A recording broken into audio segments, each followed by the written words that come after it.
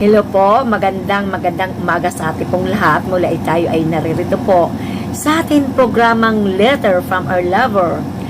Ang mensahe po na dadaling ko po sa inyo mga kaibigan ay pinamagatan ko pong Remembering the Lord, the Giver of Wealth. Na hinango ko po sa Deuteronomy chapter 8 verse 18. Ganito po ang sinasabi ng New American Standard Bible. But you shall remember the Lord your God, for it is He who is giving you power to make wealth, that He may confirm His covenant which He swore to your fathers, as it is today.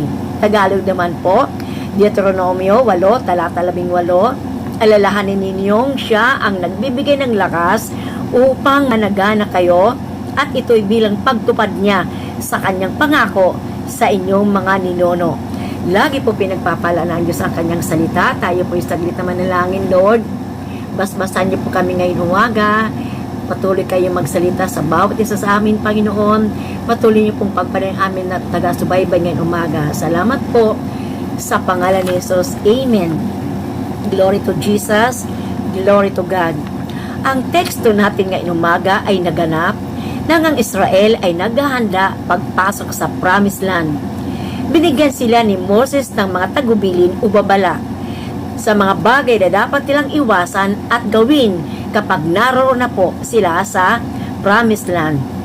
Pansinin po natin sa verse 11 ng chapter 8 ng Deuteronomy pa rin po.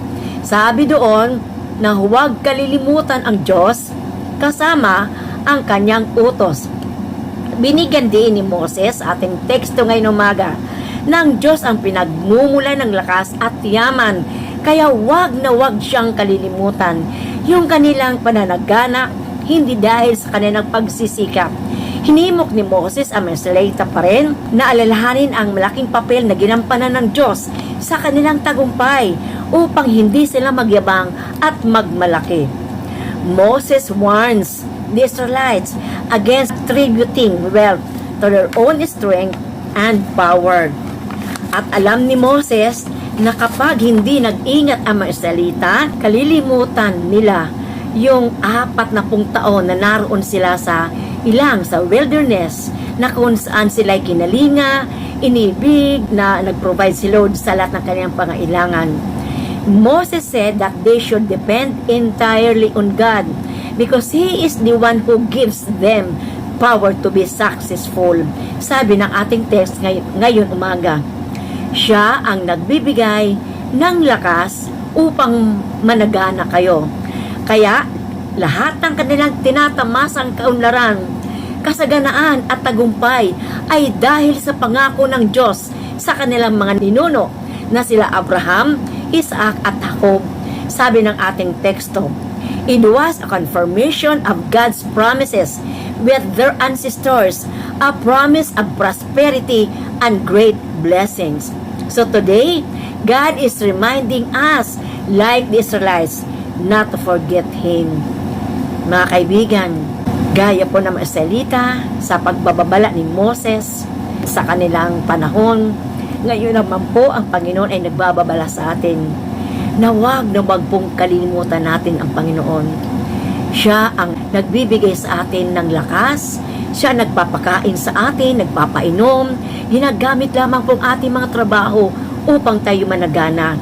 Sabi po dito, kailangan po natin nalalahanin yung magandang papel o yung mahalagang papel na ginampanan ng ating Panginoon sa ating buhay upang hindi tayo magmalaki at maging materyaloso. At lagi din po natin alalahanin ang lahat ng ating tinatamasa ngayon, mga pagkain, inumin, damit, trabaho, propesyon, ang lahat-lahat ng iyan ay mula sa kamay ng ating Panginoon. Kaya mga kaibigan, wala tayong dapat ipagmalaki. Kung ano ang meron tayo ngayon, kung saan man po tayo ngayon, yan po ay sa gawa ng ating Panginoon. He is the source of everything, our strength and the giver of wealth. Wala pong iba ang nagbibigay, nagpro-provide ng lahat ng ating pangangailangan. Bago pa po tayo likhain ng Diyos, way back sa creation, Nilikha muna ng Lord ang lahat ng pangangailangan ng tao. Kaya wala tayong dapat ipagmalaki kung bakit tayo gayon umiinom, kumakain, lahat tinatamasa natin ang magandang bagay na kaloob sa atin ng ating Panginoon. So maraming salamat po at tayo po'y manalangin. Amang banal na makapangyarihan sa lahat, salamat. Lagi nyo kaming turuan na wala kami dapat ipagmalaki sapagkat kung ano ang meron kami ngayon, Lord, ang lahat ng iyan ay mula sa kamay mo. Ama, gaya ng pagpaalala ni Moses sa mga Israelita, gayon din, Panginoon, pinaalalahanan niyo po kami, Panginoon Diyos, na ang lahat ng bagay ay dahil sa iyo, Panginoon. Kung kami kumakain, umiinom, Lord, ang lahat ng iyan buhat sa iyo. Kaya salamat po, patuloy kaming turuan araw-araw upang hindi kami magyabang at magmataas sa iyong harapan.